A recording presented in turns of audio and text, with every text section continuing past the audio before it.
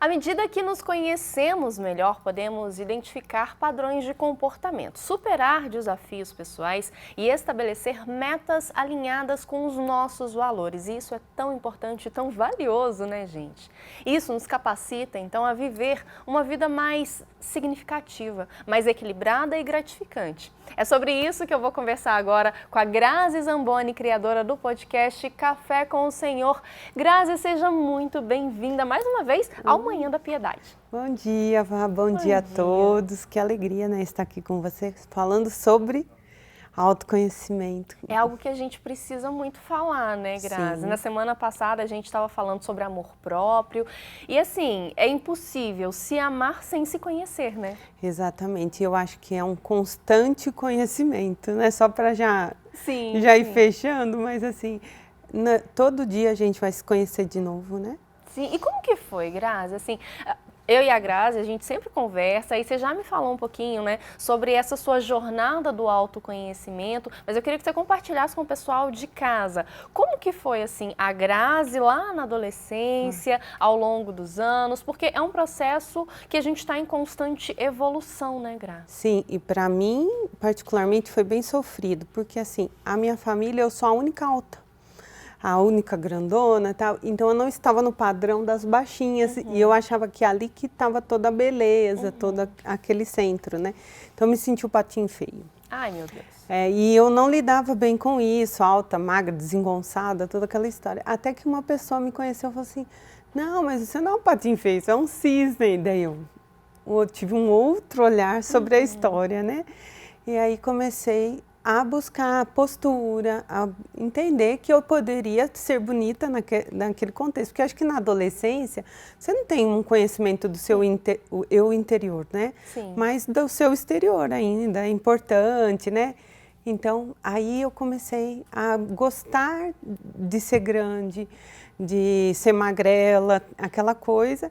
E aí desfilei alguns anos, aí me encontrei e achava que estava tudo certo. Mas aí, acho que o que foi? Depois eu já casei muito cedo. Aí já junto com o casamento, a questão de não poder engravidar na época. E aí eu não me conheci mais de novo. Eu acho que a questão assim, você não pode, você não vai conseguir, me frustrou demais assim. E aí eu comecei a buscar incansavelmente que eu queria ser mãe, né? Eu precisava ter essa confirmação. E aí eu entro naquela busca e luto, pronto, engravido. E aí é uma montanha-russa a gravidez, né? A maternidade como um todo, né, todo. Aí com 24 anos, né, eu sou mamãe e começa aquela questão, né, de o corpo, de novo, para mim é algo assim que sempre mexe comigo, Vá. Então, para quem está em casa, gente, se você gosta de ser mais cheinha, ok, né? Mas se tem esse problema como eu tenho, tem que buscar ajuda terapêutica, né? Tem que ter um acompanhamento médico. E eu realmente sou uma pessoa que eu me sinto bem um pouco mais magra, me conheço eu, né? Acho que eu trabalhei muito isso lá atrás e eu preciso disso. Isso que você falou, né, de eu trabalhei muito lá atrás, é muito importante, né, Gra? Porque semana passada também a gente conversou com o Padre Samuel sobre um bichinho que, assim, fica rondando a nossa mente, que é a tal da comparação. Então, quando você se conhece, você sabe quais são os seus limites, quais são os seus gostos pessoais, e aí são os seus gostos, fica mais fácil da gente não se comparar e não se frustrar diante daquilo que a gente vê e daquilo que a gente enxerga, né? Sim, e é isso, porque quando eu era adolescente, eu me comparava, por exemplo, com a minha irmã. Ela é baixinha, tem nariz pequenininho, olho azul. Eu achava assim, ela é o padrão de... E ela é linda mesmo, mas assim, ok, eu tenho nariz grande, é o meu estilo, né? São as minhas características, né? E eu tive que aprender a gostar de mim assim, e eu gosto. E aí, à medida que você se conhece, então, no sentido do cabelo, do corpo, né?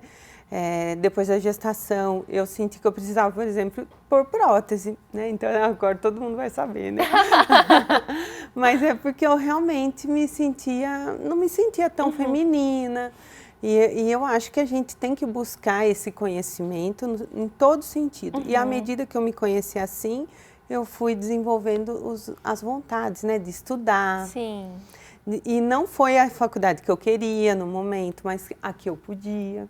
E eu acho que a gente tem que abraçar as oportunidades. Sim. E hoje eu vejo o quanto eu uso essa faculdade, entendeu? E continuo estudando, né? Sim. Porque eu gosto muito da mente, dessa questão.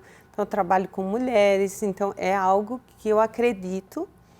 Mas eu vou te falar que com 36, 37 anos foi o meu pior momento. Sério?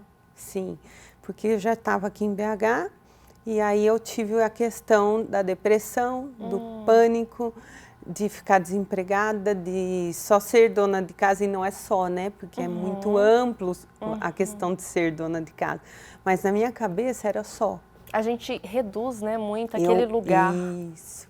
E aí eu não me conhecia ali e eu engordei demais, uns 20 quilos. E isso me fez muito mal, me fez não ter vontade de mais nada. E eu achava que já estava tudo bem. O Gu já tinha, acho que 11 ou 12 anos, e falava assim, agora eu já posso morrer. Meu Deus! Sabe, eu tinha esse sentimento de morte, e isso é muito ruim. E aí que eu busquei ajuda de novo, na terapia com um padre também. Sim. E aí eu começo a me encontrar e sentir vontade. E eu percebo que Deus me coloca nessas situações para que eu possa hoje ajudar pessoas que vivem a mesma situação, né? Mas é a partir daí que eu volto a emagrecer, que eu volto a estudar, que eu volto a acreditar em mim e que eu posso ter outros caminhos, sendo dona de casa, sendo mãe, sendo esposa, avó e tudo, né? Eu digo que eu sou uma borboleta mesmo, que eu estou sempre em metamorfose, né? Sempre em evolução. E assim, Grazi, uma coisa que me chama a atenção na sua fala é o poder da fé nesse processo todo. Sim. E aí eu já aproveito então, porque assim, é um assunto que a gente renderia assim tranquilamente um programa falando aqui, ó, as duas falando sobre essa questão. Então eu vou aproveitar, já te convido para voltar semana que vem para a gente conversar sobre isso, sobre o papel da fé na construção da nossa identidade, na nossa visão, né, na visão que a gente tem sobre nós mesmos, pode ser? Combinado. Então, semana que vem estaremos aqui falando sobre fé, que é algo que acho que eu tenho bastante a falar também. E é isso, com 45 anos, gente, só eu sigo me conhecendo, né, acho que hoje com mais profundidade, mas acho que a vida é um eterno se conhecer, né?